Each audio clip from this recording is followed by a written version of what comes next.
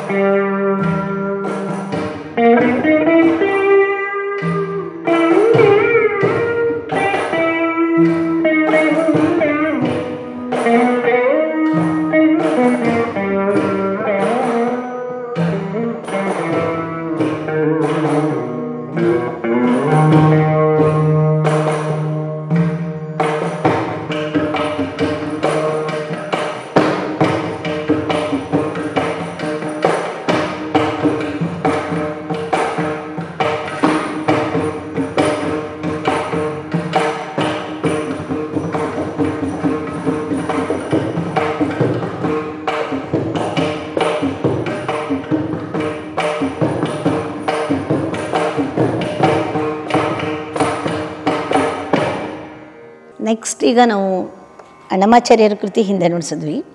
ಈಗ ತ್ಯಾಗರಾಜರ ಕೃತಿ ತುಂಬ ಫೇಮಸ್, ರಾಮನ ಮೇಲೆ ಬಂಟು ರೀತಿ ಕೋಲು ಅಂತ ಇದು ಹಂಸನಾದ ರಾಗದಲ್ಲಿದೆ. ಸೊ ಇವಾಗ ಪ್ಲೇ ಮಾಡ್ತಾಯಿದ್ವಿ. ನೆಕ್ಸ್ಟು ಒಂದು ದೀಕ್ಷಿತ್ರದೊಂದು ಕೃತಿ ನುಡಿಸ್ತೀವಿ, ಆಮೇಲೆ ಪುರಂದರದಾಸರ ಕೃತಿ ನುಡಿಸ್ತೀವಿ.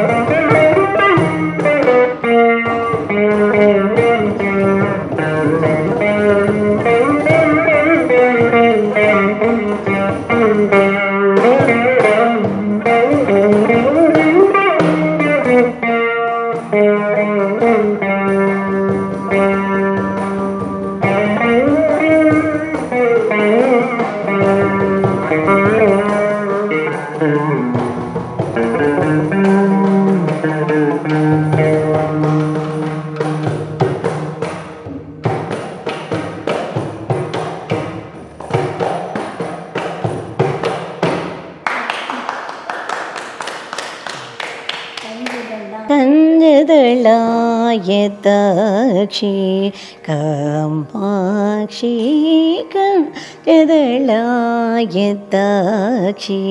ಕಾಮಾಕ್ಷಿ ಕಮಲಾಂಬ ನೋಹರಿ ತ್ರಿಪುರ ಸುಂದರಿ ಕಂಜದಳಾಯತಾಕ್ಷಿ.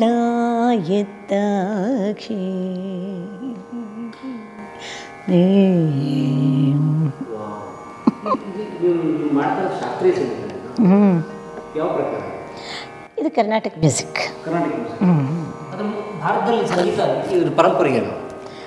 ಇದೇನಾಗುತ್ತೆ ಗೊತ್ತಾ, ಕರ್ನಾಟಕ ಸಂಗೀತ ಅಂದರೆ ಇದರಲ್ಲೇ ಬೇಕಾದಷ್ಟು ಸಿನಿಮಾ ಹಾಡುಗಳು, ಕಮಲಾ ಮನೋಹರಿನಲ್ಲೂ ಸಿನಿಮಾ ಹಾಡಿದೆ, ಒಂದೊಂದು ರಾಗದಲ್ಲೂ ಸಿನಿಮಾ ಹಾಡುಗಳು ತೊಗೊಂಡಿದ್ದಾರೆ. ಅದರದ್ದು ಏನಾಗುತ್ತೆ ಅಂದರೆ ಅದು ಈಗ ಕರ್ನಾಟಕ ಮ್ಯೂಸಿಕ್ಕಿಂದ ಅದನ್ನು ನೀವು ಇನ್ನೊಂದು ಕರ್ನಾಟಕ ಮ್ಯೂಸಿಕ್ಕಿಂದ ಹಿಂದೂಸ್ತಾನಿ ಮ್ಯೂಸಿಕ್ ಹುಟ್ಟಿದೆ ಅಂತಾರೆ. ಕರ್ನಾಟಕ ಮ್ಯೂಸಿಕಲ್ದು ಹಿಂದೂಸ್ತಾನಿ ಮ್ಯೂಸಿಕ್ದು ರಾಗಗಳಿದೆಯಲ್ಲ ಬೇಕಾದಷ್ಟು ಸಾಮ್ಯತೆಗಳಿರೋ ರಾಗಗಳಿದೆ. ಇದರಲ್ಲಿ ಕರ್ನಾಟಕ ಮ್ಯೂಸಿಕಲ್ಲಿ ನಾವು ಹಿಂದೋಳ ಅಂತೀವಿ,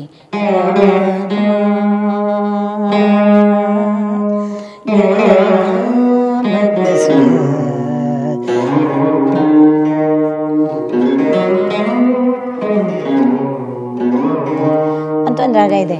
ಅದೇನೇ ಹಿಂದೂಸ್ತಾನಿಯಲ್ಲಿ ಮಾಲ್ಕೋನ್ಸ್ ಅಂತ ಹೇಳ್ತಾರೆ. ಅದರಲ್ಲಿ ಬೇಕಾದಷ್ಟು ಇದ್ರದ್ದು ಇದು ಸಿನಿಮಾ ಹಾಡುಗಳು ಬಂದಿದೆ. ಓಕೆ, ಆ ಥರ ಒಂದೊಂದು ರಾಗಗಳಲ್ಲೂ ಅದು ಸಿಂಧು ಭೈರವಿನಲ್ಲಿ ಬೇಕಾದಷ್ಟು ಹಾಡು ಬಂದಿದೆ.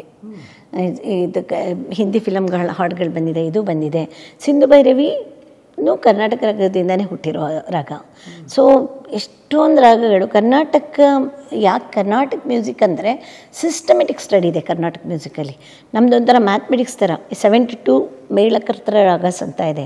ಅದರಿಂದ ಹುಟ್ಟಿರೋದು ಇದುವರೆಗೂ ಕಂಡುಹಿಡ್ದಿರೋದು 3898 ರಾಗಸ್ ಅಲ್ವಾ ಸರ್, ಜನ್ಯ ರಾಗಗಳು. ಲಾಸ್ಟ್ ರಾಗ ರೇವತಿ ರಾಗ ನನ್ನ ಹೆಸರಲ್ಲಿದೆ ರಾಗ. ಸೊ ರೇವತಿ ಇಂಥ ರಾಗ ಅದು ಬಾಲಮುರಳಿ ಕೃಷ್ಣ ಅವ್ರು ಕಂಡುಹಿಡ್ದಿದ್ದ, ಯಾರೋ ಕಂಡುಹಿಡ್ದಿರೋದು ಅಲ್ವಾ, ಗೊತ್ತಿಲ್ಲ ನನಗೆ. ಸೊ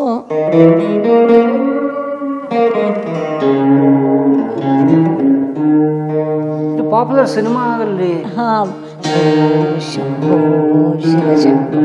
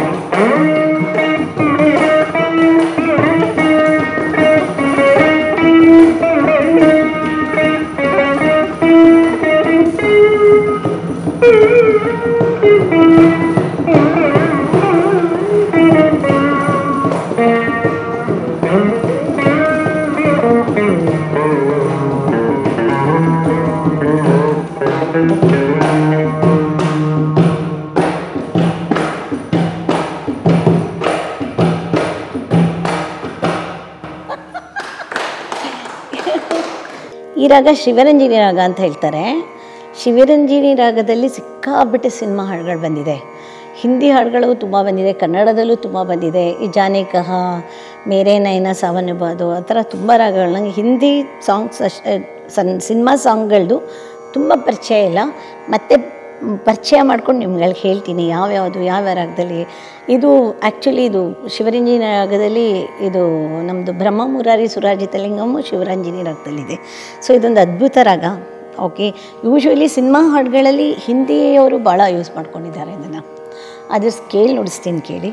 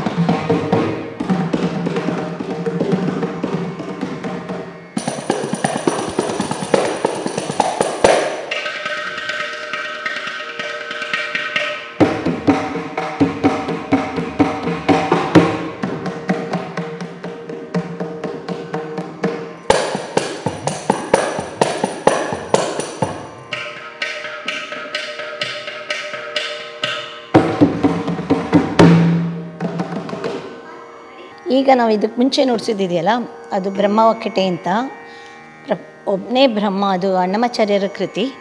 ಇಲ್ಲಿ ಸತ್ತೋದ್ಮೇಲೆ ಭೂಮಿನಲ್ಲಿ ಎಲ್ಲರಿಗೂ ಒಂದೇ ಜಾಗ. Meaning of it is that ಅಲ್ವಾ, ಚಂಡಾಲಂಗೂ ಸತ್ತರೆ ಹೋಗೋದು ಒಂದೇ ಜಾಗಕ್ಕೆ, ಒಬ್ಬ ಶ್ರೀಮಂತ ಸತ್ತರು ಹೋಗೋದು ಒಂದೇ ಜಾಗಕ್ಕೆ. That is the philosophical meaning of it. ಅಣ್ಣಮಾಚಾರ್ಯರು ಮಾಡಿರೋದು. ಅದಕ್ಕೆ ನನ್ನ ಮೊಮ್ಮಗ ಕಿಯಾನ್ ಸ್ವಲ್ಪ ಮೃದಂಗ ನುಡಿಸ್ದ. ಅವನಿಗೆ ಮೂಡಿರಲಿಲ್ಲ, ಬಟ್ ಆದ್ರೂ ಒಂಚೂರು ನುಡಿಸ್ಬಿಟ್ಟು ಹೋದ.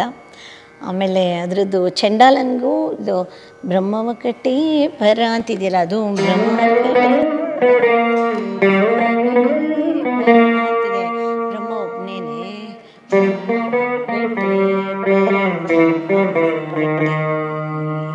ಒಬ್ಬನೇ ಬ್ರಹ್ಮ.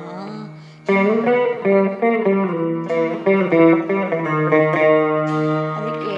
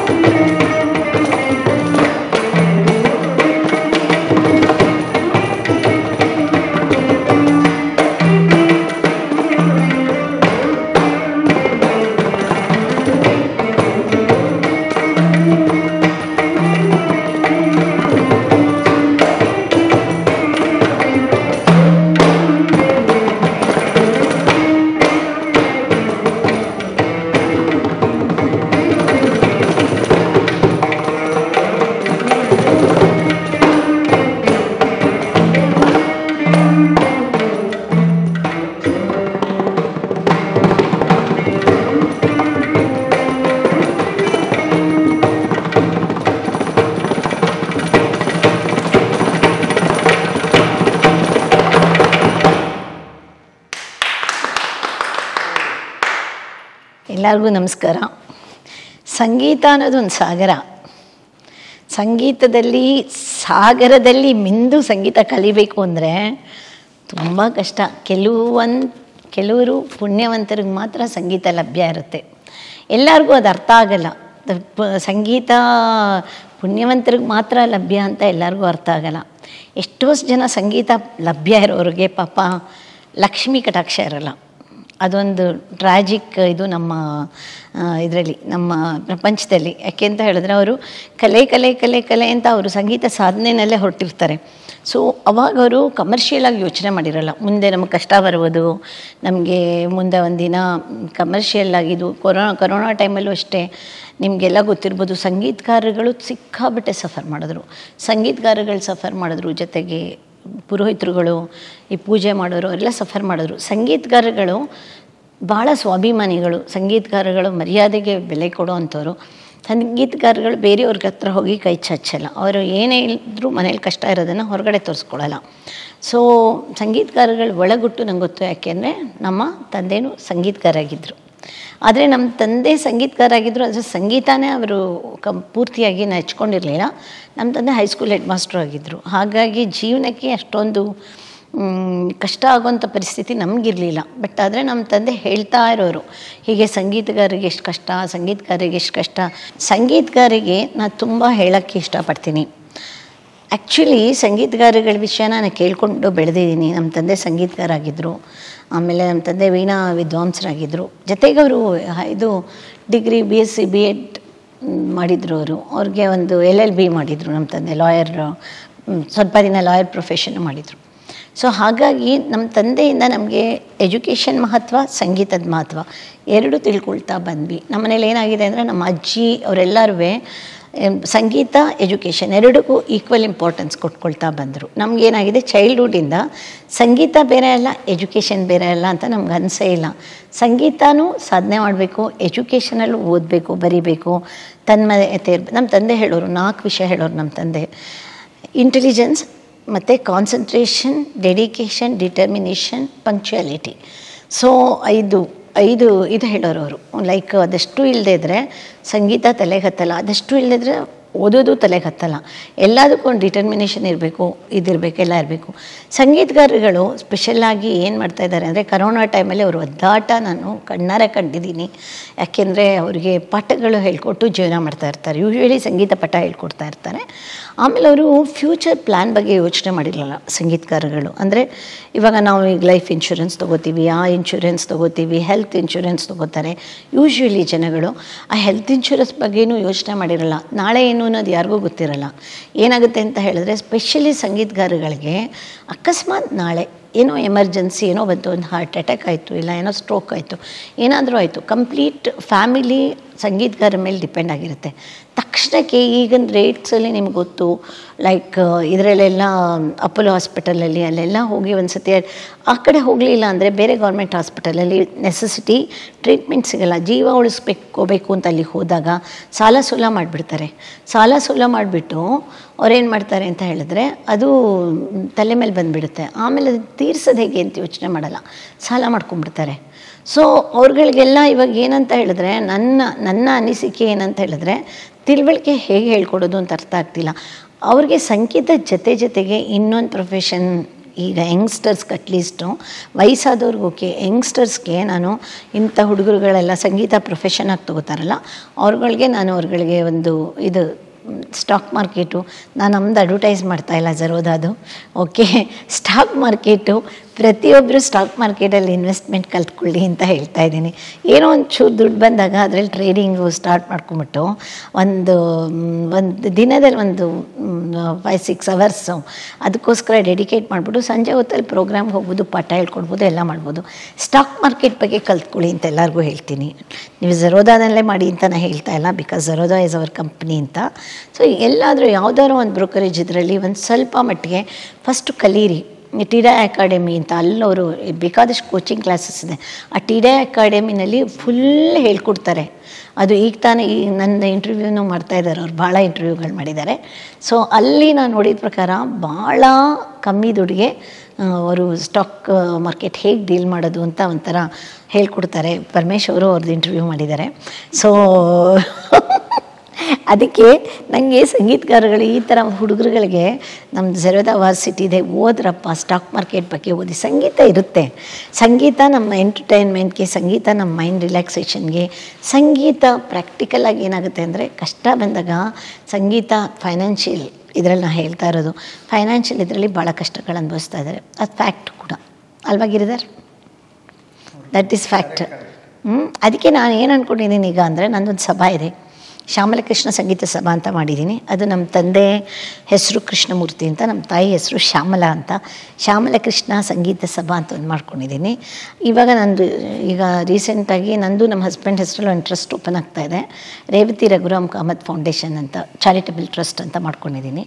ಸೊ ಈಗ ಇದರಲ್ಲಿ ನನಗೇನಂತ ಹೇಳಿದ್ರೆ, ನಾನು ಫಸ್ಟ್ ಟ್ರಯಲ್ ಅಂತ ಒಂದು 10 ಜನ ನೀಡಿ ಪೀಪಲ್ಗೆ, ಸಂಗೀತದವರು ಇನ್ಕಮ್ಮೇ ಇಲ್ಲದೆ ಇರೋವಂಥವ್ರು, ಒಂಥರ ಕಷ್ಟದಲ್ಲಿರೋರಿಗೆ ಒಂದು 10 ಜನಕ್ಕೆ ಹೆಲ್ತ್ ಇನ್ಶೂರೆನ್ಸ್ ಕೊಡೋಣ ಅಂತ ಪ್ಲ್ಯಾನ್ ಮಾಡ್ಕೊಂಡಿದ್ದೀನಿ.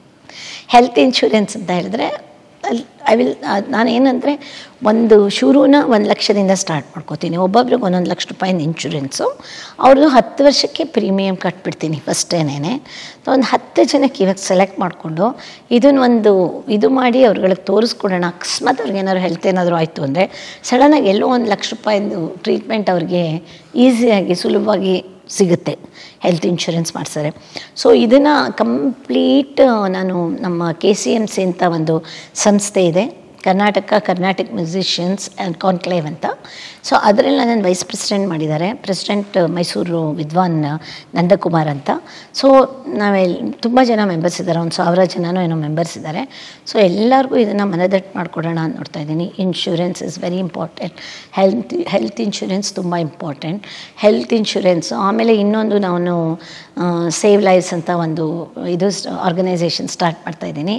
ಅದಕ್ಕೆ ಇವರು ಅನಿರುದ್ಧ್ ಇವ್ರುಗಳೆಲ್ಲ ಹುಡುಗರುಗಳು ಇಲ್ಲಿ ಬಂದಿದ್ದಾರೆ. ಸೊ ಅನಿರುದ್ಧ್ ಅವರನ್ನೆಲ್ಲನೂ ಇಟ್ಕೊಂಡಿದ್ದೀನಿ ನಾನು ಸೇವ್ ಲೈವ್ಸ್ ಮಾಡೋಕ್ಕೆ, ಯಂಗ್ಸ್ಟರ್ಸ್ನ ಇಟ್ಕೊಂಡಿದ್ದೀನಿ. ಅದರಲ್ಲಿ ಏನಂತ ಹೇಳಿದ್ರೆ, ಯಾರಿಗಾರು ಏನಾದ್ರು ಎಮರ್ಜೆನ್ಸಿ ಏನಾದರೂ ಸಡನ್ನಾಗಿ ಹೆಲ್ತ್ ಅಪ್ಸೆಟ್ ಆಗೋಯ್ತು ಅಂದರೆ ನಮ್ಮನ್ನು ಅಪ್ರೋಚ್ ಮಾಡಿದ್ರೆ ನಾವು 1 ಲಕ್ಷ ಜನದ ಗ್ರೂಪ್ ಮಾಡಬೇಕು ಅಂತ ವಿ ಆರ್ ಪ್ಲ್ಯಾನಿಂಗ್ ನಾವು. 1 ಲಕ್ಷ ಜನ ಗ್ರೂಪ್ ಮಾಡೋದು ಏನೇನೂ ಕಷ್ಟ ಇಲ್ಲ. ಯಾಕೆ ಅಂತ ಹೇಳಿದ್ರೆ ನಂಗೆ ಆಲ್ರೆಡಿ 100 ಜನ ವಾಲಂಟಿಯರ್ಸ್ ಸಿಕ್ಬಿಟ್ಟಿದ್ದಾರೆ, ಪವರ್ಫುಲ್ ವಾಲಂಟಿಯರ್ಸ್. ನಾನು ಹೇಳಿದ್ದೀನಿ ಪ್ರತಿಯೊಬ್ಬರು 100 ಜನನೂ 1,000 ಜನ ಅಂತಂದ್ರೂ ನಮ್ಗೆ 1 ಲಕ್ಷ ಆಗೋಗುತ್ತೆ ಜನ ಮೆಂಬರ್ಸು. ಓಕೆ, ನಾವು ಮೆಂಬರ್ಸನ್ನು ಮಾಡ್ಕೊಳ್ಳೋದು ಇವಾಗ ಮೆಂಬರ್ಶಿಪ್ಗೆ ಅದಕ್ಕೆ ದುಡ್ಡು ಏನೂ ಇಲ್ಲ, ಜಸ್ಟ್ ಮೆಂಬರ್ಸ್ ಮಾಡೋದು. ಮೆಂಬರ್ಸ್ ಮಾಡಿ ಈ ಥರ ಯಾರಿಗೋ ಏನೋ ಈಗ ಸಡನ್ನಾಗಿ ಯಾರೋ ಫ್ಲೂಟಿಸ್ಟ್ ಒಬ್ಬರಿಗೆ ಇದು ಹೆಲ್ತ್ ಅಪ್ಸೆಟ್ ಆಗಿದೆಯಂತೆ, ಲೈಕ್ ಅವರಿಗೆ ಪಾಠನೇ ಹೇಳ್ಕೊಟ್ಟೆ ಜೀವನ ಮಾಡ್ತಿದ್ರಂತೆ. ಇವಾಗ ಅವ್ರಿಗೆ ಇನ್ಕಮೇ ಇಲ್ಲ, ಏನು ಯಾವ ಥರದಲ್ಲಿ ಜೀವನ ಮಾಡಬೇಕು. ಅವರು ಸ್ಟ್ರೋಕ್ ಆಗೋಗಿದೆ, ಸ್ಟ್ರೋಕ್ ಆದಮೇಲೆ ಅವರು ಫ್ಲೂಟ್ ನುಡ್ಸೋಕ್ಕಾಗಲ್ಲ, ಅವ್ರಿಗೆ ಪಾಠನೇ ಹೇಳ್ಕೊಡೋಕ್ಕಾಗದಿದ್ರೆ ಅವ್ರ ಜೀವನ ಹೇಗೆ ನೆಕ್ಸ್ಟು. ಆ ಥರ ಕ್ರಿಟಿಕಲ್ ಕೇಸಸ್ಸು ತುಂಬ ನೀಡಿ ಇರೋರಿಗೆ ಈ ಥರ ಅಂದ್ಕೊಂಡಿದ್ದೀವಿ ನಾವು. 1 ಲಕ್ಷ ಜನ 50 ರೂಪಾಯಿ ಹಾಕಿದ್ರೆ 50 ಲಕ್ಷ ಆಯಿತು. ಅದೇ ನಮ್ಮದು 20 ಲಕ್ಷ, ನಂಗೊಬ್ಬರು ಬಾಂಬೆನಲ್ಲಿ ಅಂಬರ್ ಅಂತ ಒಬ್ಬರು ಫ್ರೆಂಡ್ ಇದ್ದಾರೆ, ಅವ್ರ ಹತ್ರ 20 ಲಕ್ಷ ಜನ ಡೇಟಾಬೇಸ್ ಇದೆಯಂತೆ. 20 ಲಕ್ಷ ಜನನೂ ಒಟ್ಟಾದರೆ ನಾವು ಎಷ್ಟೋ ಜನಕ್ಕೆ ಸಹಾಯ ಮಾಡ್ಬೋದು. ಸೊ ಅದರಲ್ಲಿ ನನಗೆ ಪ್ರಯಾರಿಟಿ ಸಂಗೀತಗಾರಗಳನ್ನು ಇಟ್ಕೊಂಡಿದ್ದೀನಿ. ಯಾಕೆಂದರೆ ಸಂಗೀತಗಾರಗಳ ಒಳಗುಟ್ಟು ನೋವು ನನಗೆ ಚೆನ್ನಾಗಿ ಗೊತ್ತು. ಅವರು ದೇವರಿಂದ ವರ ಪಡ್ಕೊಂಬಂದಿರ್ತಾರೆ. ಆದರೆ ಲಕ್ಷ್ಮಿಯಿಂದ ಅವರು ಲಕ್ಷ್ಮಿನ ಒಲಿಸ್ಕೊಳಕ್ಕಾಗಿರಲ್ಲ ಅವ್ರು ಯಾಕೆಂದರೆ ಯಾವ ಥರದಲ್ಲೂ ಅನ್ಯಾಯವಾಗಿ ದುಡ್ಡು ಮಾಡೋಕ್ಕಾಗಲ್ಲ. ಸಂಗೀತ ಹೇಳ್ಕೊಟ್ಟೆ ಜೀವನ ಮಾಡ್ತಿರ್ತಾರೆ. ಅದಕ್ಕೆ ದಯವಿಟ್ಟು ಎಲ್ಲರೂ ನಿಮ್ಮ ಹೆಲ್ತ್ ಇನ್ಶೂರೆನ್ಸಸ್ಗೆ ಸ್ವಲ್ಪ ಗಮನ ಕೊಡಿ.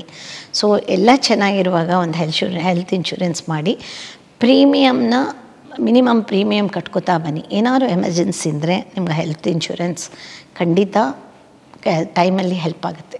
ಎಸ್ ವಿ ಗಿರಿಧರ್ ಅಂಥೇಳಿ ಮೃದಂಗಮ್ ಆರ್ಟಿಸ್ಟು. ನಮ್ಮ ಗುರುಗಳು ಕರ್ನಾಟಕ ಕಲಾಶ್ರೀ ಎಂ ವಾಸುದೇವರಾವ್ರವರು. ನಾನು 10 ವಯಸ್ಸು ನಾನು ಕಲಿಯೋಕ್ಕೆ ಸ್ಟಾರ್ಟ್ ಮಾಡಿದಾಗ 10ನೇ ವಯಸ್ಸಲ್ಲಿ 12ನೇ ವರ್ಷಕ್ಕೆ ನಮ್ಮ ಗುರುಗಳು ನನ್ನನ್ನು ಸ್ಟೇಜ್ಗೆ ಹತ್ತಿಸಿದ್ರು.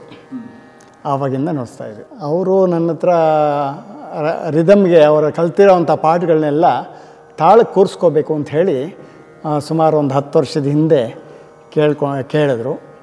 ಆವಾಗ ಆಯಿತು ಅಂಥೇಳಿ ಅದು ಅವ್ರು ಏನು ಕಲ್ತಿದ್ದಾರೆ ಆ ಪಾಠಗಳನ್ನ ತಾಳಕ್ಕೆ ಸರಿಯಾಗಿ ಕೂರಿಸೋಷ್ಟು ಮಾಡೋಣ ಅಂಥೇಳಿ ಮಾಡಿದ್ವಿ. ಆಮೇಲೆ ಅವ್ರಿಗೆ ಶ್ರದ್ಧೆ ತುಂಬ. ಆ ಶ್ರದ್ಧೆ ಬಂದಾಗ ಯಾವತ್ತೂ ವಾಪಸ್ ಕಳಿಸಿಲ್ಲ. ಬಂದಾಗ ಅವ್ರು ಎಷ್ಟೇ ಬ್ಯುಸಿಯಾಗಿದ್ದರೂ ಕೂಡ ಕೂತ್ಕೊಂಡು ಒಂದು ಸ್ವಲ್ಪ ಹೊತ್ತಾದರೂ ಹೇಳಿಸ್ಕೊಂಡು ಅದನ್ನು ಅಭ್ಯಾಸ ಮಾಡ್ತಾರೆ. ಆ ಒಂದು ಸಂತೋಷಕ್ಕೆ ಬರ್ತೀನಿ ನಾನು. ಅವರು ರೇವತಿಯವರು ಈ ಥರ ಕಲಿಯೋದ್ರಿಂದ ಅವರ ಸಂಬಂಧ 10 ವರ್ಷದಿಂದ ಹೀಗೆ ನಡ್ಕೊಂಡು ಹೋಗ್ತಾಯಿದೆ. ಮುಂಚೆ ಅವರು ಲ್ಯಾಂಡ್ಸ್ಕೇಪಿಂಗ್ ಅಂತ ತುಂಬ ಹಚ್ಕೊಂಡ್ಬಿಟ್ಟಿದ್ರು. ಆದರೂ ಸಹ ನಾನು ಅವ್ರ ಮನೆಯಲ್ಲಿ ಎಲಿಟ್ ಅಪಾರ್ಟ್ಮೆಂಟಲ್ಲಿತ್ತು. ಆ ಸಂದರ್ಭದಲ್ಲಿ ಬಂದಾಗ ಅವರು ಏನು ಮಾಡ್ತಾಯಿದ್ರು ಅಂದರೆ, ನಾನು ಬಂದುಬಿಟ್ರೆ ಎಲ್ಲ ಕೆಲಸ ನಿಲ್ಲಿಸಿ ಆ ಶ್ರದ್ಧೆಯಿಂದ ಕೂತ್ಕೊಳ್ಳೋರು. ಅಲ್ಲಿಂದ ಬಂದಿದ್ದೀರಾ ವಾಪಸ್ ಕಳಿಸಲ್ಲ, ಒಂದು ಸ್ವಲ್ಪ ಹೊತ್ತಾದರೂ ಹೇಳಿಸ್ಕೊತೀನಿ ಅಂಥೇಳಿ ಎಷ್ಟೇ ಅರ್ಜೆಂಟ್ ಇದ್ದರೂ ಕೂಡ ಎಷ್ಟೇ ಎಲ್ಲಿಗಾದರೂ ಹೋಗಬೇಕಾಗಿದ್ರು ಕೂಡ ಆ ಕೆಲಸ ಮಾಡ್ಕೊಂಬಂದಿದ್ರು ಅವರು. ಆದ್ದರಿಂದ ನಾನು ರೆಗ್ಯುಲರಾಗಿ ಬರೋಕ್ಕೆ ನನಗೂ ಇಂಟ್ರೆಸ್ಟ್ ಬಂತು, ಅಷ್ಟನ್ನು ಹೇಳ್ಬೋದು. ಅವರು ಮುಂಚೆ ಅವ್ರ ತಂದೆಯವ್ರ ಹತ್ರ ತುಂಬ ಕಲ್ತಿದ್ದಾರೆ. ಅದೇನಾಗಿ ಹೋಗಿತ್ತು ಅಂದರೆ ಒಂದು 20 ವರ್ಷ ಅವರೇ ಹೇಳ್ಕೊಂಡಿದ್ದು. ಒಂದು 20 ವರ್ಷ ಬಿಟ್ಟೋಗಿದೆ, ನಾನು ಬೇರೆ ಫೀಲ್ಡ್ಗೆ ಹೊಟ್ಟೋದೆ. ಆದ್ದರಿಂದ ನನಗೆ ಅಭ್ಯಾಸ ಇಲ್ಲ. ಅದನ್ನೆಲ್ಲ ಅಭ್ಯಾಸ ಮಾಡಬೇಕು. ನನ್ನ ಹತ್ರ ಬರೋ ಕೀರ್ತನೆಗಳಿಗೆ ನೀವು ಸರ್ ಮಾಡಬೇಕು ಅಂತ ಹೇಳಿದ್ರು. ನನಗೆ ಬರೋದು, ನಾನು ಕಲ್ತಿರೋದು ಎಷ್ಟರಲ್ಲೋ ಅಷ್ಟರಲ್ಲಿ ತಾಳಕ್ಕೆ ಅವ್ರನ್ನ ಲಯ. ನಮ್ಮ ಶಾಸ್ತ್ರಗಳೇನು ಹೇಳುತ್ತೆ ಅಂದರೆ, ಗೀತ ಪ್ರಧಾನಂ ಗೀತಂ, ನೃತ್ಯ ಪ್ರಧಾನಂ ನೃತ್ಯಂ, ತತ್ ಗೀತ ನೃತ್ಯ ಪ್ರಧಾನಂ ತಾಳಂ ಅಂತ. ಅಂದರೆ ತಾಳನೇ ಮುಖ್ಯ ಅಂತ ಹೇಳುತ್ತದು. ತಾಳ ಇಲ್ಲದೆ ಇದ್ದರೆ, ಈಗ ರೂಲ್ಸು ರೆಗ್ಯುಲೇಷನ್ ಇಲ್ದಿರ ಅವೆನ್ಯೂ ರೋಡಲ್ಲಿ ಗಾಡಿ ಓಡಿಸಿದ್ರೆ ಹೇಗಿರುತ್ತೆ ಹಾಗಾಗಿಬಿಡುತ್ತೆ. ಹೇಗಂದರೆ ಹೇಗೆ ಆಗುತ್ತೆ. ಗ್ರೌಂಡಲ್ಲಿ ಚೆನ್ನಾಗಿ ಓಡಿಸ್ತಾರೆ ಅಷ್ಟೇ.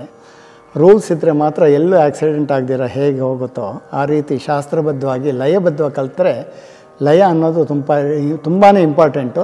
ಅದನ್ನು ರೇವತಿಯವರು ತುಂಬ ದಿನದಿಂದ ತುಂಬ ಶ್ರದ್ಧೆಯಿಂದ ಗಮನ ಇಟ್ಟು ಅದನ್ನು ಸರಿ ಇಲ್ಲ ಅಂತಂದರೆ ಇವತ್ತರೆಗೂ ವಾದ ಮಾಡಿಲ್ಲ.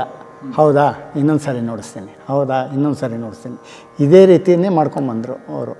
ಆ ರೀತಿ ಒಂದು ಶ್ರದ್ಧೆ ಅವ್ರಿಗೆ. ಕಲಿಕೆಯಲ್ಲಿ ನೀವು ಕೇಳಿದ ಪ್ರಶ್ನೆ ಹೇಗೆ ಮುಂದುವರೆದಿದ್ದಾರೆ ಅಂತ ಅನ್ನೋದು.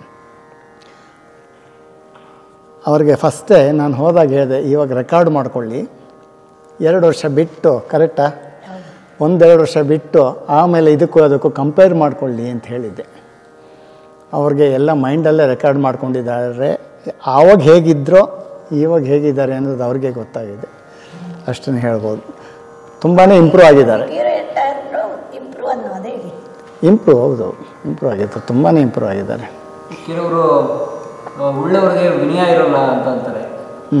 ಇವರು ಸ್ವಲ್ಪ ಉಳ್ಳವರು ಅಂತ ಅನಿಸುತ್ತೆ. ಆ ಗಾದೆನೇ ತಪ್ಪು ಅನಿಸ್ಬಿಡುತ್ತೆ ಇವ್ರು ನೋಡಿದ್ರೆ.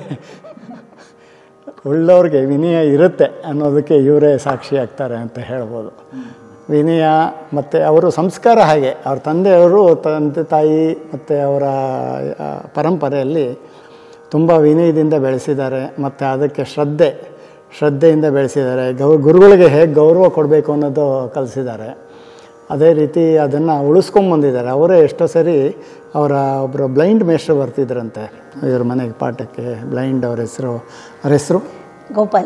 ಗೋಪಾಲ್ ಅಂತ ಹೇಳಿ, ವಿದ್ವಾನ್ ಗೋಪಾಲ್. ಅವರು ಕೂಡ ಈಗ ರೀಸೆಂಟಾಗಿ ಅವ್ರ ಊರಿಗೆ ಹೋದಾಗ ಅವ್ರನ್ನ ಮಾತಾಡಿಸಿ ಅವ್ರಿಗೆ ಸಂತೋಷವಾಗಿ ಆಗೋಷ್ಟು ಅವ್ರಿಗೇನೋ ಒಂದು ಸಹಾಯ ಮಾಡಿ ಬಂದಿದ್ದಾರೆ. ಅಂದರೆ ಆ ವಿನಯ, ಆ ಗೌರವ ಎಲ್ಲನೂ ಇಟ್ಕೊಂಡಿದ್ದಾರೆ. ಅದು ಅವರ ಒಂದು ದೊಡ್ಡತನ ಅಂತಲೇ ಹೇಳ್ಬೋದು.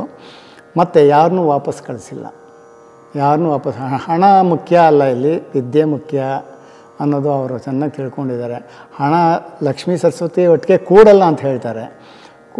ಎರಡು ಕೂಡಿದ್ರು ಕೂಡ ಅವರಿಬ್ಬರು ಚೆನ್ನಾಗೇ ಇರ್ತಾರೆ ಅನ್ನೋದಕ್ಕೆ ಸಾಕ್ಷಿ ಅಂತ ಹೇಳ್ಬೋದು. ನಾನು ಅಷ್ಟನ್ನೇ ಹೇಳ್ತೀನಿ, ಅಷ್ಟೇ ಸಾಕ್ಷಿ. ಹೇಗೆ ಪರಿಚಯ ಸರ್? ಸರ್ ಲೈಕ್ ಅವ್ರದ್ದು ನನಗೆ ಅಂದರೆ ಅವರು ಸಹಸ್ರವೀಣಾ ಜೇಂಕಾರ್ ಅಂತ ಒಂದು ಬಂತು, ಆರ್ಟ್ ಆಫ್ ಲಿವಿಂಗ್ನವರು, ಮತ್ತು ಸುಪರ್ಣ ರವಿಶಂಕರ್ ಅಂತವ್ರು ಇಲ್ಲ ಇವತ್ತಿನ ದಿನ ಹೋಗ್ಬಿಟ್ಟಿದ್ದಾರೆ. ಸೊ ಅವರು ಆರ್ಟ್ ಆಫ್ ಲಿವಿಂಗ್ ಜೊತೆ ಸೇರಿ ರಂಜಿನಿ ಕಲಾ ಕೇಂದ್ರ ಅಂತ ಇದೆ. ಸೊ ಅವರು ಒಂದು ಸಹಸ್ರವೀಣಾ ಜೇಂಕಾರ್ ಅಂತ ಮಾಡಿದರು, 1800 ಬೇರೆ ಮಾಡಿದ್ದಿದ್ದು. ಓಕೆ, ಅವಾಗ ನಾನು ಅವಾಗ ನಾನೇನು ಪ್ರಾಕ್ಟೀಸ್ ಏನೂ ಮಾಡಿರಲಿಲ್ಲ, ಸ್ವಲ್ಪ ಸ್ಪಾನ್ಸರ್ ಮಾಡಿದ್ದೆ ಅವ್ರಿಗೆ ಅವಾಗಲೇ. ಆ ಟೈಮಲ್ಲಿ ಲೈಕ್ ನನಗೂ ಎಲ್ಲೋ ಮೂಲೆಯಲ್ಲಿ ಜಾಗ ಕೊಟ್ಟಿದ್ದರು. ಆ ಟೈಮಲ್ಲಿ ನಾನು ವೀಣೆ ಇಟ್ಕೊಂಡು ಕೂತ್ಕೊಂಡು ಇವರು ಕಂಡಕ್ಟ್ ಮಾಡ್ತಾಯಿದ್ರು ಅವತ್ತಿನ ದಿನ ಎಲ್ಲ ಫುಲ್. ನಂದೊಂದು ವೀಣೆ ಎಲ್ಲೋ ಮೂಲೆಯಲ್ಲಿ ಕೂತಿದ್ದೆ.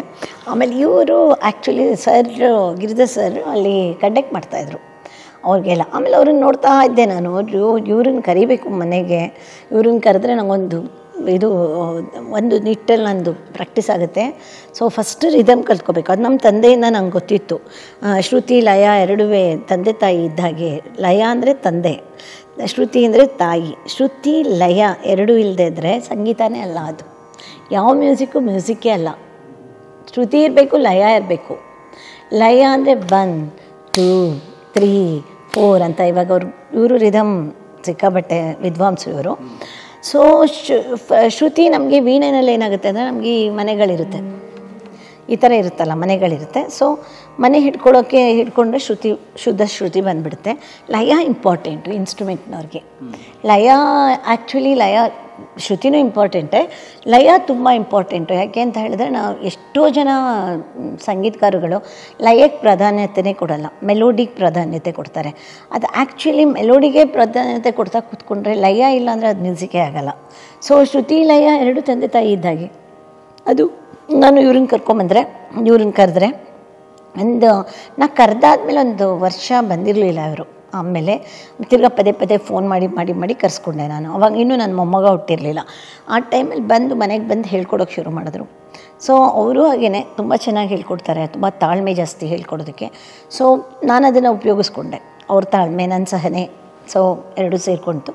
ಆ ಟೈಮಲ್ಲೇ ನನ್ನ ಮೊಮ್ಮಗನೂ ಹುಡ್ತಾ ನನಗೆ, ಲೈಕ್ 9 ಇಯರ್ಸ್ ಅವ್ನಿಗೆ ಇವಾಗ ಮೊಮ್ಮಗ ಹುಡ್ತಾ. ಅವನು ಆ್ಯಕ್ಚುಲಿ ಅಂಬೆಗಾಲು ಇಟ್ಕೊಂಡು ಬಂದ್ಬಿಡೋನು ನಮ್ಮ ಪಾಠ ನಡೀತಿರೋ ಜಾಗಕ್ಕೆ. ಅವನು ಬಂದುಬಿಟ್ಟು ಇವರು ಕಂಜರ ನುಡ್ಸೋರು ಕಂಜರ ಕರೆಕ್ಟಾಗಿ ಅವನು ಯೂಸ್ ಟು ರಿದಮ್ ಮಾಡೋನು, ಶೇಕ್ ಮಾಡೋನು. ಆವಾಗಲೇ ನಮ್ಗೆ ಗೊತ್ತಿತ್ತು ಅವನಿಗೆ ಸಂಗೀತದಲ್ಲಿ ತುಂಬ ಇದಿದೆ, ಟ್ಯಾಲೆಂಟ್ ಇದೆ ಅಂತ. ನಾವು ಒಂದು 3 ತಿಂಗಳು ಮಗು ಇದ್ದಾಗಲೇ ಕಂಡಿಡ್ಕೊಂಡಿದ್ವಿ. ಇವ್ರಿಗೂ ಸರು ಇದ್ದರು ಆವಾಗಲೇ ಅವನಿಗೆ 3 ವರ್ಷ ಆಗ್ತಿದ್ದಾಗೇ ನಾವು ಅವನಿಗೂ ಪಾಠ ಹೇಳ್ಕೊಡೋಕ್ಕೆ ಶುರು ಮಾಡಿದ್ರು. ಇವಾಗ ಅವನು ನನ್ನ ಜೊತೆ ವೀಣೆಗೆಲ್ಲ ಮೃದಂಗ ನುಡಿಸ್ತಾನೆ.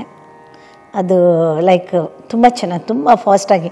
ಮೊನ್ನೆ ಅಂತಲೂ ಒಂದು ಕ್ಲಿಷ್ಟಕರವಾದ ಇದನ್ನೆಲ್ಲ ಹೇಳ್ಕೊಡ್ತಾರೆ, ರಿದಮ್ ಎಲ್ಲ ಫಟಾಫಟ್ ಕಲ್ತ್ಬಿಡ್ತಾನೆ. ಜಾಸ್ತಿ ಪ್ರಾಕ್ಟೀಸ್ ಮಾಡಲ್ಲ, ಬಟ್ ಆದರೆ ಕಲ್ತ್ಬಿಡ್ತಾನೆ. ಸ್ಟೇಜಲ್ಲಿ ಪರ್ಫಾರ್ಮ್ ಮಾಡಬೇಕಂತ ತುಂಬ ಆಸೆ ಅವನಿಗೆ. ರಿದಮ್ಮು ಅವನು ಡ್ರಮ್ಸು ಕಲಿತಿದ್ದಾನೆ. ರಿದಮ್ ಅಂದರೆ ಏನಾಗುತ್ತೆ ಅಂತ ಹೇಳಿದ್ರೆ, ರಿದಮ್ ಈಸ್ ಬೇಸಿಕ್ಕಾಗಿ ಈಗ ಕಂಜರ ಇರ್ಬೋದು, ಘಟ ಇರ್ಬೋದು, ಈಗ ಮೃದಂಗ ಇರ್ಬೋದು, ಡ್ರಮ್ಸ್ ಇರ್ಬೋದು, ರಿದಮ್ ಪ್ಯಾಡ್ ಇರ್ಬೋದು, ಲೈಕ್ ಯಾವುದೇ ರಿದಮ್ ಇನ್ಸ್ಟ್ರೂಮೆಂಟ್ಸೇ ಬೇಕಾದಷ್ಟಿದೆ.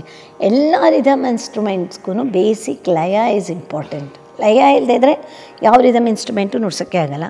ಶ್ರುತಿ ಇಲ್ಲದೇ ಇದ್ದರೆ ಹಾಡು ಹೇಳಿದ್ರು ವಾಪಸ್ ಸ್ವರ ಕೇಳುತ್ತೆ. ಸೊ ಹಾಗಾಗಿ ಸಂಗೀತ ಅನ್ನೋದು ಭಾಳ ಕ್ಲಿಷ್ಟಕರವಾದ ಸಬ್ಜೆಕ್ಟ್. ಅದಕ್ಕೆ ಸಾಧನೆ ಮಾಡಬೇಕು. ನಮ್ಮ ತಂದೆ ಹೇಳೋರು, ಒಂದಿನ ವೀಣೆ ನುಡಿಸ್ಲಿಲ್ಲ ಅಂದರೆ ಮಾರನೇ ದಿನ ನೀನು ಯಾರು ಅಂತ ಕೇಳುತ್ತೆ ವೀಣೆ ಅಂತ. ವೀಣೆ, ವೈಲಿನ್ನು, ಸಿತಾರು ಯಾವುದೇ ಆಗಿರ್ಬೋದು, ಎಲ್ಲ it is very tough string instruments. ಅದಕ್ಕೆ ಇವಾಗ ನಂಗೊಂಥರ ಇವಾಗ ಅವರು ಬಂದು ಒಂಥರ ಲಯ ಕೂರಿಸ್ಬಿಡ್ತಾ ಇದ್ದಾರೆ ಈಚೆಗೆ. ಸೊ ಈಗ ನಂಗೆ I am getting more confidence ಇವಾಗ ನೆಕ್ಸ್ಟು ಮುಂದಕ್ಕೆ ಹೋಗೋಕ್ಕೆ. ಸೊ ನನಗೇನಂದರೆ ಮನೆಯಲ್ಲಿ ನನ್ನ ಮೊಮ್ಮಗನೂ ಇರೋದ್ರಿಂದ, ಸೊ ದಟ್ ನಾವಿಬ್ಬರು ಕಚೇರಿ ಎಲ್ಲ ಮುಂದೇನೂ ಮಾಡ್ಕೊಳ್ತಾ ಹೋಗೋಣ ಅಂತ ಭಾಳ ಆಸೆ ಇದೆ. ಏನಿಲ್ಲಪ್ಪ, ವಾರಕ್ಕೆ 2 ದಿನ ಬರ್ತಾರೆ ಸರು, ಕಲಿತೀನಿ. ಲೈಕ್ ಕಲಿಯೋದು ಇದು ಏನಂದರೆ ಇದು ಪೂಜೆ. ಇವಾಗ ಇದು ನಾವೇನಂತ ಹೇಳಿದ್ರೆ, ಇವಾಗ ಗಣೇಶನ ಫಸ್ಟ್ ನುಡಿಸ್ದೆ ನಾನು. ಗಣನಾಯಕಾಯ ಗಣದೈವತಾಯ ಅದು ನುಡಿಸಿ ಕದಂತಾಯ ವಕ್ರತುಂಡ ಪೂಜೆ ಇದು ಅಷ್ಟು ಥರ ಹೇಳ್ದಾಗೆ ತಾನೆ. ಗೌರೀತನಯಾಯ ಧೀಮಹಿ ಗಣೇಶಾನಾಯ ಬಾಲಚಂದ್ರಾಯ ಶ್ರೀ ಗಣೇಶಾಯ ಧೀಮಹಿ.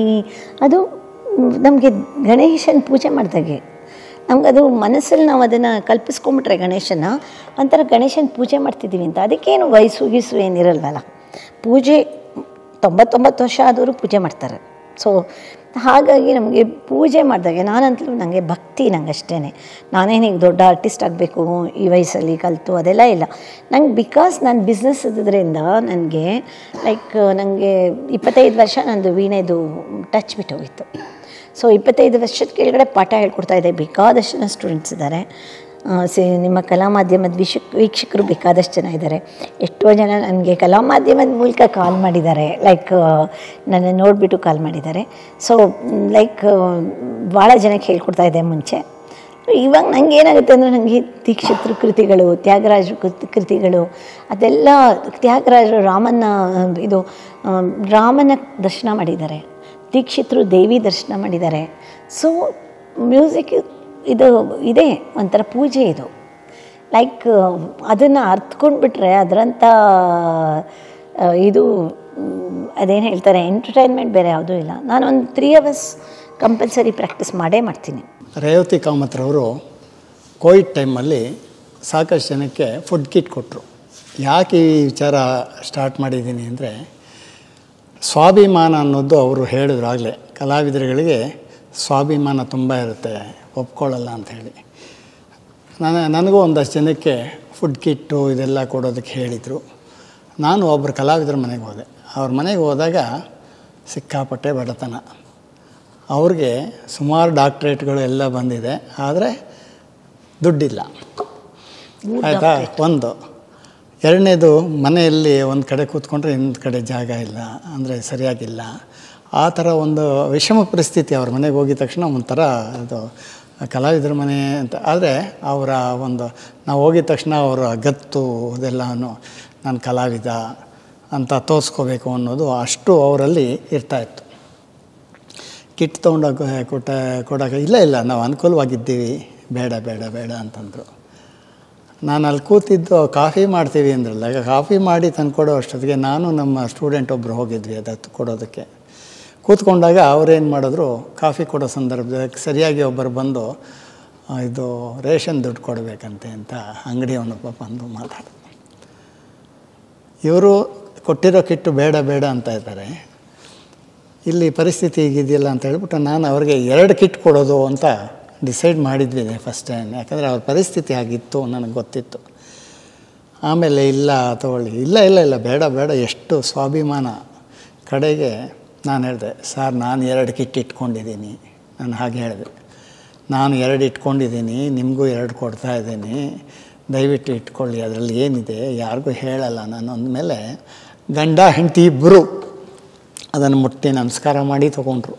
ಅಂದರೆ ಸ್ವಾಭಿಮಾನ ಇರುತ್ತೆ, ತೋರಿಸ್ಕೊಳ್ಳೋಕೆ ಅವ್ರಿಗೆ ತೊಗೊಳಕ್ಕೆ ಆಸೆ ಇರುತ್ತೆ, ತೊಗೊಳಕ್ಕಾಗಲ್ಲ.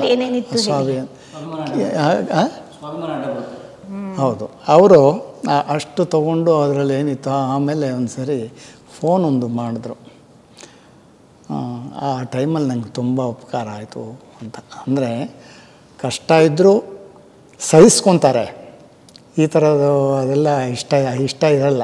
ಕಷ್ಟಪಟ್ಟು ನನಗೆ ಇಷ್ಟು ಡಾಕ್ಟ್ರೇಟ್ ಇದೆ, ನನಗಿದು ಮೊನ್ನೆ ಆ ರಾಗ ಚೆನ್ನಾಗಿ ಆಡಿದೆ, ನಾನು ಈ ತಾಳಕ್ಕೆ ಚೆನ್ನಾಗಿ ನುಡಿಸ್ದೆ, ಅವ್ರ ಜೊತೆ ಪಕ್ವಾದ್ಯ ಚೆನ್ನಾಗಿ ನುಡಿಸ್ದೆ, ಇದೆಲ್ಲನೂ ಅದೇ ಸಂತೋಷ ಕೊಟ್ಟು ಅವ್ರಿಗೆ ಶಕ್ತಿ ಕೊಟ್ಟಿರುತ್ತೆ. ಆ ಶಕ್ತಿನೇ ಕೊಟ್ಬಿಟ್ಟಿರುತ್ತೆ.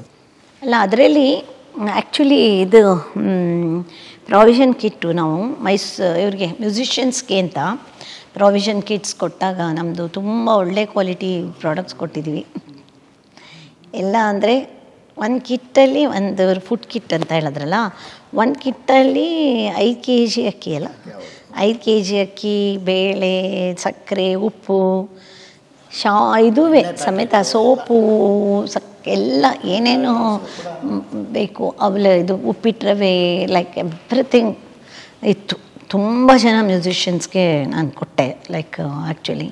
ಸೊ ನನ್ನ ಮಕ್ಳುಗಳು ತುಂಬ ಜನ ಕೊಟ್ಟರು. ಬಟ್ ನಾನು ಮ್ಯೂಸಿಷಿಯನ್ಸ್ಗೆ, ಪುರೋಹಿತರಿಗೆ, ಓಲ್ಗದವ್ರಿಗೆ, ಅವ್ರಿಗೆಲ್ಲ ಪ್ರೊವೈಡೆಡ್. ಅದನ್ನೇ ನಾನು ಹೇಳಿದೆ. ಅವಾಗ ನಾನು ನೋಡ್ದಲ್ಲ ಕಷ್ಟನ. ಸೊ ಅದಕ್ಕೆ ಎಲ್ಲರಿಗೂ ಹೇಳ್ತಾ ಇದ್ದೀನಿ, ಅವರು ಒಂದು ಸ್ವಲ್ಪ ಮಕ್ಳುಗಳನ್ನ ಅಟ್ಲೀಸ್ಟ್ ಅವ್ರ ಮಕ್ಳುಗಳು ಮ್ಯೂಸಿಷಿಯನ್ಸ್ ಆಗ್ತಾರೆ. ಆ ಮಕ್ಳುಗಳ ಅವರ ಅನುಭವ. ನಮ್ಮ ತಂದೆ ಇವಾಗ ನಮ್ಮ ಅಣ್ಣಂಗೆ, ದೊಡ್ಡಣ್ಣಂಗೆ ನಮ್ಮ ತಂದೆ ಅವರು ವೀಣೆ ಮುಟ್ಟಿದ್ರೆ ಕೈ ಮೇಲೆ ಹೊಡೆಯೋರಂತೆ. ಆ್ಯಕ್ಚುಲಿ ಅವನು ತುಂಬ ಟ್ಯಾಲೆಂಟೆಡು ನಮ್ಮಣ್ಣ, ದೊಡ್ಡಣ್ಣ. ಯಾಕೆಂದರೆ ಅವರು ಲಾಯರ್ ಪ್ರೊಫೆಷನ್ ಬಿಟ್ಬಿಟ್ಟು ಅವರು ಇದನ್ನು ಸೆಲೆಕ್ಟ್ ಮಾಡಿಕೊಂಡ್ರು, ಮ್ಯೂಸಿಕ್ ಪ್ರೊಫೆಷನ್ ಸೆಲೆಕ್ಟ್ ಮಾಡಿಕೊಂಡ್ರು. ಸೊ ಅವ್ರು ಲಾಯರ್ ಆಗಿದ್ದಿದ್ರೆ ಆಗಿನ ಕಾಲದಲ್ಲಿ ಬಾಂಬೆನಲ್ಲಿ ಪ್ರಾಕ್ಟೀಸ್ ಮಾಡ್ತಿದ್ರು. ನಮ್ಮ ತಂದೆ ಲಾಯರ್ ಆಗಿದ್ದಿದ್ರೆ ಎಂಥ ಲೆವೆಲ್ಗೆ ಹೋಗಿರೋರು. ಸೊ ಅದಕ್ಕೇ ಅವ್ರ ಕೆರಿಯರ್ ಹಾಳಾಯ್ತಲ್ಲ, ಅದಕ್ಕೆ ಅವ್ರ ಮಗನ ಕೆರಿಯರ್ ಹಾಳಾಗಬಾರ್ದು ಅಂತ ನಮ್ಮ ಅಣ್ಣಂಗೆ ಬಿಡಲಿಲ್ಲ. ಆ್ಯಕ್ಚುಲಿ ಆಮೇಲೆ ನಮ್ಮ ಅಣ್ಣ MS ಮಾಡ್ದ, ರ್ಯಾಂಕ್ ಹೋಲ್ಡರು ಎಲ್ಲ. ಅವನು ತುಂಬ ಅಪೋಲೋ ಟೈರ್ಸಲ್ಲಿ ಅವನು ವೈಸ್ ಪ್ರೆಸಿಡೆಂಟ್ ಆಗಿದ್ದ, ತುಂಬ ಹೈ ಪೋಸ್ಟಲ್ಲಿದ್ದ, ಎಲ್ಲ ಆಯಿತು. ಸೊ ಅದಲ್ಲದೆ ಇದ್ರೂ ನಾನು ಹೇಳಿದ್ದು, ಸಂಗೀತಗಾರ ಮಕ್ಳುಗಳಿಗೆ ಟ್ಯಾಲೆಂಟ್ ಅಂತಲೂ ಅದು ಒಂಥರ ನ್ಯಾಚುರಲಾಗಿ ಬಂದಿರುತ್ತೆ ಟ್ಯಾಲೆಂಟು. ಆ ಟ್ಯಾಲೆಂಟನ್ನು ಅವ್ರೇನು ಮಾಡಬೇಕಂತ ಹೇಳಿದ್ರೆ, ಆ ಟ್ಯಾಲೆಂಟ್ ಜೊತೆಗೆ ಅವರು ಬೇರೆ ಥರ ಒಂಥರ ಪ್ರೊಫೆಷನ್ ಒಂದು ಇಟ್ಕೊಂಡಿರಬೇಕು, ಜೊತೆಗೆ ಸಂಗೀತದ ಪ್ರೊಫೆಷನ್ನು ಇಟ್ಕೋಬೇಕು. ಆಮೇಲೆ ಹೆಲ್ತ್ ಇನ್ಶೂರೆನ್ಸ್, ಅದೇನಾಗಿಲ್ಲ ಅಂತ ಕೇಳ್ಕೊಳ್ತು. ಪುರಂದರದಾಸರದ್ದು ಕೃಷ್ಣನ ಭಕ್ತಿ ಇದರಲ್ಲಿ ಎಷ್ಟು ಇದಾಗಿ ಹೊಮ್ಮುತ್ತೆ ಅಂದರೆ, ನುಡಿಸ್ತಾ ಇದ್ರೆಲ್ಲೋ ಕೃಷ್ಣನೇ ಬಂದಿರುತ್ತೆ. ಕೇಶವ ನಾರಾಯಣ ಶ್ರೀ ಕೃಷ್ಣ ವಾಸುದೇವ ಅಚ್ಯುತ ಅನಂತ